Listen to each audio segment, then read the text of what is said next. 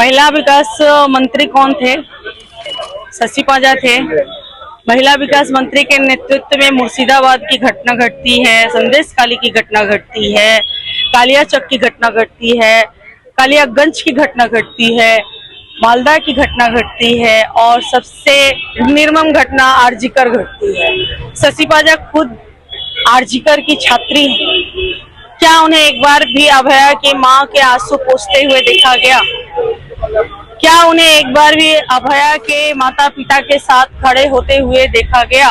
नारी विकास मंत्री के नाते या एक महिला के नाते या एक आरजीकर की छात्री के नाते या दो बेटियों की मां होने के नाते क्या उन्हें अभया की मां के साथ एक बार भी खड़ा होते देखा गया? नहीं। तो श्यामपुकुर की जनता ये सब देखी है, भूली नहीं है। अभया के साथ इंसाफ करेगी, विचार करेगी। ये नारी विकास मंत्री को दोबारा कभी नहीं अवसर देगी। नारी सम्मान और महिलाओं को 3000 अन्नपूर्णा भंडार के तहत दिया जाएगा, जिससे उनकी आर्थिक स्थिति मजबूत हो और यहाँ पर छोटे बड़े व्यापार निवेश उन सारे मुद्दों पे होंगे और हर परिवार से एक व्यक्ति को कर्म संस्थान दिया जाएगा, नौकरी दिए जाएंगे ताकि वो सर उठा के समाज में अपना जीवन यापन कर सके वो परिवार। और बंगाल को जिहाद मुक्त करना है, जिहादियों से बचाना है। ममता बनर्जी बोल रही है कि 7-8 बजे के बाद आप घर से मत निकलिए। तो एक महिला मुख्यमंत्री के राज्य में महिलाओं की ऐसी दशा करने के बाद बंगाल के माँ बहन कभी भी ऐसी सरकार को दोबारा अवसर नहीं देंगे। बहुत ही पॉजिटिव है, आशीर्वाद दे रहे हैं। वो लोग मानसिक रूप से तैयार हैं कि परिवर्तन करना ही है। इससे कोई फर्क नहीं पड़ता है कि प्रार्थी कौन है, हेवी वेट है या नहीं।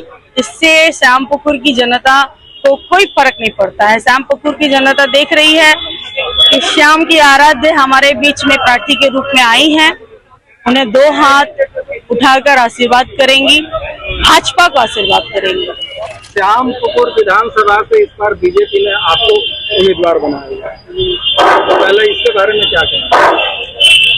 मैं धन्यवाद आभार प्रकट करती हूँ ईश्वर का और अपने भारतीय जनता पार्टी के उच्च नेतृत्व का, जिन्होंने मुझ पर मेरे जैसे साधारण कार्यकर्ता के कार्य और मेहनत को देखते हुए विश्वास किया और मुझे श्यामपुकुर विधानसभा केंद्र से प्रार्थी के रूप में निर्वाचन लड़ने का सौभाग्य दिया।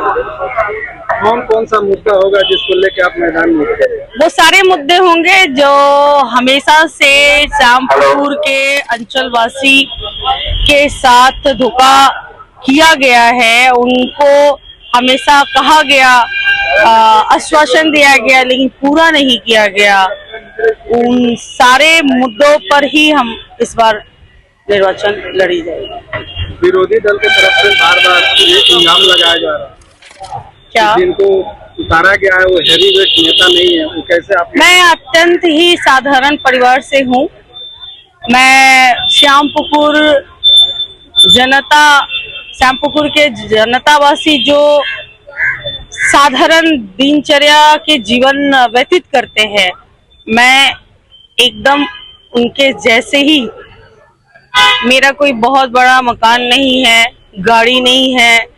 मैं साधारण राधा कृष्ण मंदिर की सेविका पुरोहित हूँ। नारायण की सेवा करने का सौभाग्य नारायण ने हमें दिया है।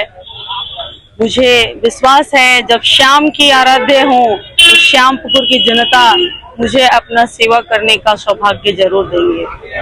उन्हें इससे कोई फर्क नहीं पड़ता है कौन हेवी वेट है, कौन क्या है। उन्हें ये फर्क पड़ेगा कि श्यामपुकुर के लिए विकास कौन करेगा।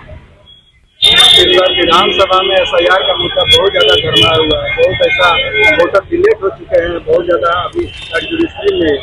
उसको लेके आप जीत को लेके कितना श्योर है कि हाँ इसका इफेक्ट आपको ऊपर नहीं पड़ना? देखिए, यहाँ एसआईआर और किसी भी मुद्दे को सामने लेकर जीत का कोई यहाँ पे विषय नहीं लाया जा रहा है।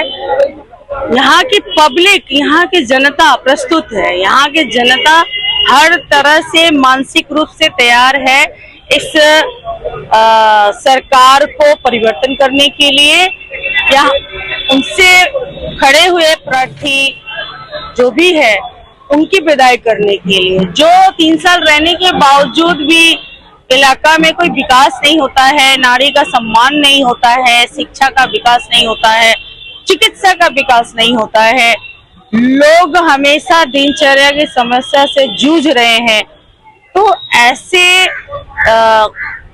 सरकार के नेता मंत्री को वो दोबारा नहीं चुनेंगे। भारतीय जनता पार्टी सरकार में आने के बाद तुरंत जो भ्रष्टाचार, दुर्नीति, सिंडिकेट, तोलाबाजी, जितने भी चीजें हैं जो बंगाल को भयावह परिवेश में परिवर्तित करती है, उन सारे मुद्दों को कसा जाएगा और भय मुक्त बंगाल किया जाएगा, भय मुक्त श्यामपुकुर किया जाएगा, जिससे लोग अपने परिवार को लेकर सुरक्षित से रह सकें।